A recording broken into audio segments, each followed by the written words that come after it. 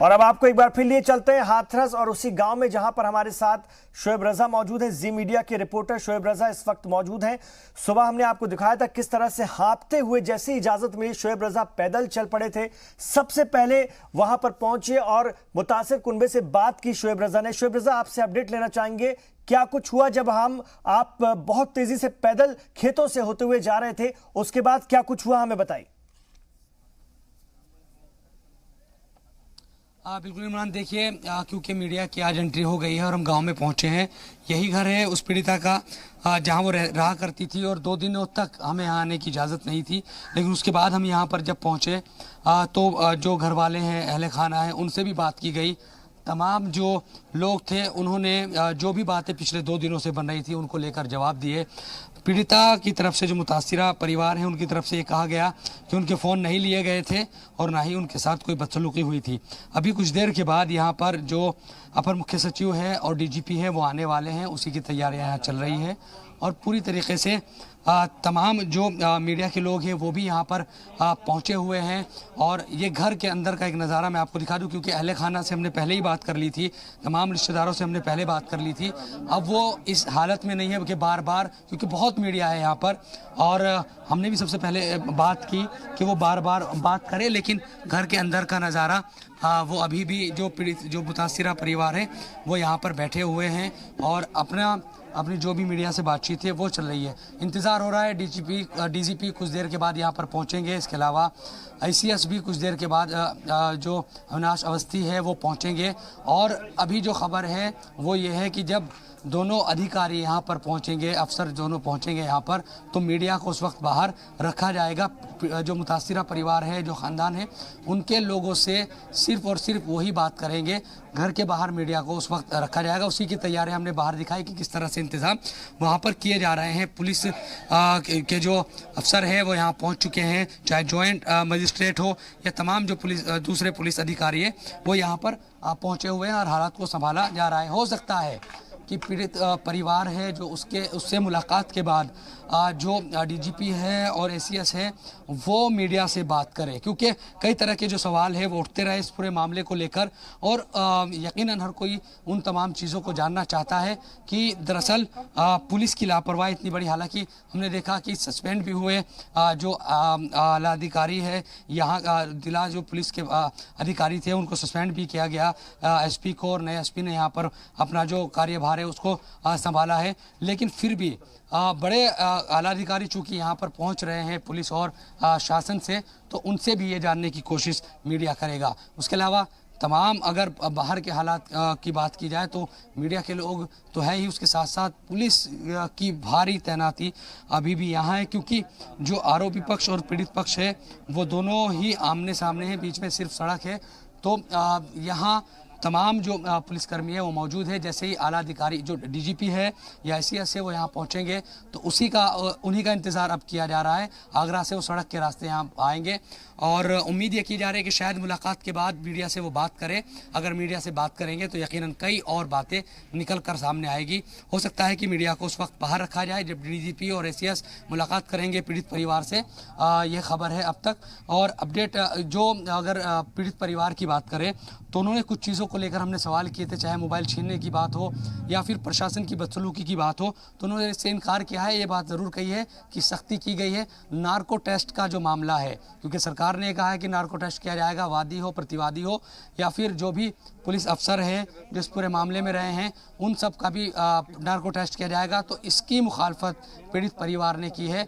और जो इंतज़ाम ये किए जा रहे हैं ये इसीलिए हैं कि मीडिया को जब डीजीपी और एसीएस मुलाकात करेंगे पीड़ित परिवार से तो बाहर रखा जाए।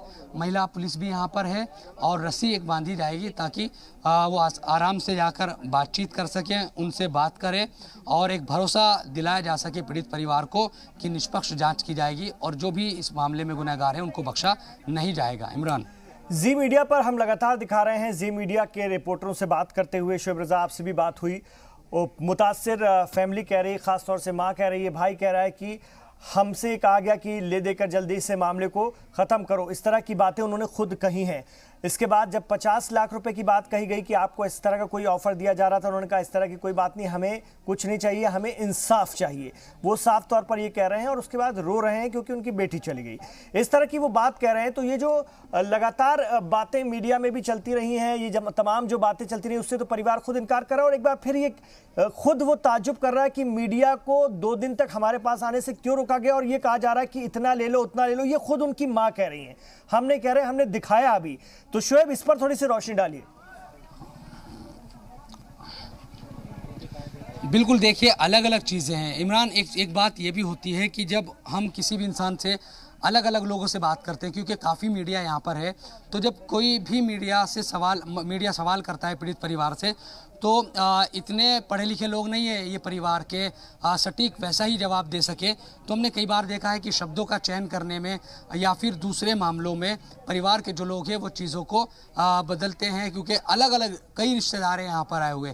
जब से मामला हुआ है तो पीड़िता की बुआ यहाँ पर है, उनकी बेटी यहाँ पर है, मामा और दूसरे जो रिश्तेदार हैं वो तमाम लोग यहाँ पर है और अपने अपने तरीके से वो 3 दिनों से जब यहाँ हैं तो सब लोग उनसे अलग अलग लोगों से बात कर रहे हैं। पीड़ित के जो भाई हैं उनसे मेरी बात हुई, माँ से भी हमारी बात हुई।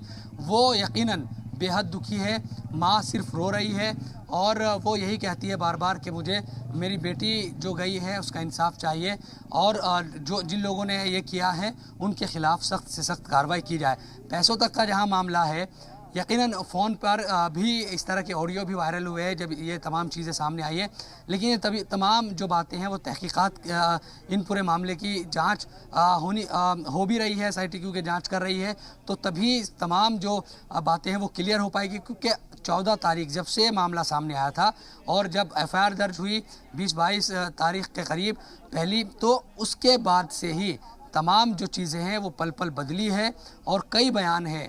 पीड़िता की बात की जाए, उनकी मां की बात की जाए, हमने आरोपी पक्ष के लोगों से भी बात की, तो सबके अपने अपने तर्क और दलील है, तभी इस पूरे मामले की निष्पक्ष जांच की बात कही जा रही है और SIT इसकी जांच कर रही है। उसी के आधार पर जो शुरुआती जो भी पाए गए हैं कि शुरुआती जांच में जो पाया गया है उसी के आधार पर SP, DSP और तमाम जो दूसरे पुलिस एहलकार थे उनको सस्पेंड किया गया है। इसी तरह से अब चूंकि अब ये होने जा रहा है शोएब रजा कि राहुल गांधी ने एक बार फिर ट्वीट करके कहा है कि वो निकल रहे हैं हाथरस के लिए और दुनिया की कोई भी ताकत उन्हें नहीं रोक सकती।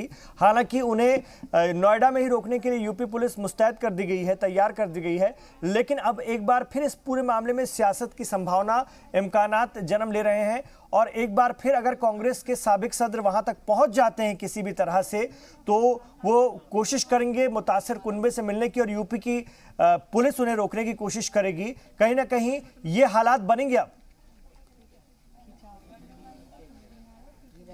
देखिए, मुझे नहीं लगता कि राहुल गांधी हाथरस तक पहुंच पाएंगे। नोएडा में उनको रोक दिया जाएगा, जहां तक मुझे लगता है हो सकता है थोड़ा आगे तक वो आए, लेकिन हाथरस तक पहुंच पाएंगे राहुल गांधी ये मुश्किल नज़र आता है, क्योंकि यूपी पुलिस बॉर्डर पर है। उसके अलावा नोएडा और फिर आगरा, माफ़ कीजिएगा मथुरा से अगर वो आते हैं दूसरी जगहों से भी, तो वहाँ भी पुलिस तैनात है। कल जो TMC का डेलीगेशन पहुँच पाया था वो भी गाँव के बाहर था, जहाँ डेरेक ओब्रायन जहाँ धक्का मुक्की हुई थी। हम इस वक्त गाँव में मौजूद है, पीड़िता के परिवार के घर में मौजूद है, लेकिन जो 2 किलोमीटर दूर है, ये जॉइंट मजिस्ट्रेट ने साफ ये कहा है कि सिर्फ मीडिया को एंट्री दी गई है, मीडिया को इजाज़त है कि वो किसी से भी बात करे, लेकिन उसके अलावा किसी राजनेता को या किसी आम आदमी को दूसरे गांव के अलावा किसी को कोई इजाज़त नहीं है, ना ही किसी को आने जाने दिया जाएगा। तो ये क्लियर बात है कि यूपी पुलिस उनको यहाँ आने नहीं देगी। अब देखना यही होगा कि ऐलान करने के बाद कि राहुल गांधी ये कह रहे हैं कि दुनिया की कोई भी ताकत उनको नहीं रोक पाएगी, हाथरस आने से वो पहुंच कहां तक पाते हैं, क्योंकि पहले भी उनके खिलाफ एक केस दर्ज कर दिया गया था प्रियंका गांधी और राहुल गांधी के खिलाफ। इस बार वो कहां तक पहुंचते हैं ये देखना अहम होगा इमरान। बिल्कुल, लेकिन एक बात और, परिवार ने मुतासिरा की जो वालिदा है उन्होंने साफ कहा कि हम नार्को टेस्ट नहीं कराएंगे। इस हवाले से उन्होंने कैमरे के सामने बात कही है। आपसे फैमिली की कोई बात हुई इस सिमत में दूसरे लोगों से, क्या चाहते हैं वो लोग इस सिमत में? बिल्कुल, नार्को टेस्ट का जो मामला है, क्योंकि इस पूरे मामले को लेकर हम देख रहे थे कि कई सवाल उठ रहे थे। हमने कल देखा कि कई सौ लोगों की एक भीड़ इकट्ठा हुई थी गांव से तकरीबन 1 किलोमीटर दूर, उसके बारे में ये था कि वो दूसरे पक्ष की भीड़ है, यानी कि जो आरोपी पक्ष है उनके समर्थन में कुछ लोग इकट्ठा हुए हैं। हमने उनसे भी जब बात की थी तो उनका भी ये कहना था कि इस मामले में नार्को टेस्ट होना चाहिए और पीड़ित परिवार का भी हो, उसके अलावा जो आरोपी उनका भी हो, जो पुलिसकर्मी या जो भी अफसर इस पूरे मामले में शामिल रहे हैं उनका भी नार्को टेस्ट हो। उसके अलावा मैं अपने नाज़रीन को, मैं लौट रहा हूँ आपके पास शोएब, हम अपने नाज़रीन को वो बात भी सुनाना चाहते हैं जो कि मुतासिरा की वालिदा ने कही कि उन्होंने साफ कहा कि हम नार्को टेस्ट नहीं कराना चाहते। जरा सुनिए। सरकार ने, योगी सरकार ने कहा कि सबका नार्को टेस्ट करवाएंगे और उसके बाद सच सामने आ पाएगा। क्या छुपाया जा रहा है, क्या छुपाया जा रहा है? आप लोग नार्को टेस्ट के लिए तैयार हैं? हाँ या ना? नहीं, हमें कौन सा हुआ है? अंदर आई और ये पीड़िता की साफ मना कर रहे हैं कि हम नार्को टेस्ट नहीं कराएंगे। हालांकि कल सरकार ने कहा था कि सभी को नार्को टेस्ट कराना होगा, चाहे वो मुल्जिम हो या फिर मुतासिर हो या अफसरान हो जो इस पूरे मामले की जांच कर रहे थे। लेकिन आज फैमिली ने मीडिया से बात करते हुए कहा कि वो ऐसा नहीं करेंगे। अब बहुत सारे सवाल हैं अभी, जैसा कि शोएब बता रहे हैं कि वो लोग भी अलग अलग तरह से जवाब दे रहे हैं क्योंकि इतना सारा मीडिया है, एकाएक उनसे बात कर रहे हैं, उनके पास भी कहने के लिए बहुत सारे लफ्ज़ नहीं हैं। ये फैमिली बहुत ज़्यादा पहले भी कभी बात नहीं की, तो इसलिए उनकी बातें इस तरह से अलग अलग निकल कर भी आ रही हैं। इसलिए फिलहाल इस पूरे मामले को बहुत संजीदगी से देखने की ज़रूरत है। शोएब रजा इस वक्त हमारे साथ हैं। हाथरस से हमारे रिपोर्टर लगातार इस खबर पर हमें कवरेज दे रहे हैं, लगातार इस खबर की बारीकियां हमें बता रहे हैं। शोएब, अगर हम बात करें तो आप लोगों को तो इजाज़त दे दी गई है, मीडिया को तो इजाज़त दे दी गई है बात करने की, और उसके बाद अगर हम जांच की बात करें एसआईटी की, तो क्या वो पूरी हो चुकी है? वो अपना काम करके जा चुके हैं इस सिमत में? देखिए, जॉइंट मजिस्ट्रेट की तरफ से हमें ये बताया गया कि एसआईटी की टीम पिछले 2 दिनों से लगातार परिवार से बातचीत कर रही थी और उनके जो बयान है वो दर्ज कर रही थी। इसी तरह से आरोपी जो पक्ष है उनसे भी उनके जो घर वाले हैं उनसे भी बयान दर्ज कर रही थी। तो उनका जो बयान दर्ज या बातचीत करने या पूछताछ का जो सिलसिला था वो ख़त्म हो गया, क्योंकि 1 हफ्ते में रिपोर्ट एसआईटी को देनी है। तो 3 दिन यहाँ हो चुके थे, तो जाहिर सी बात है कि अब उनको रिपोर्ट बनानी भी है ताकि वो रिपोर्ट दी जा सके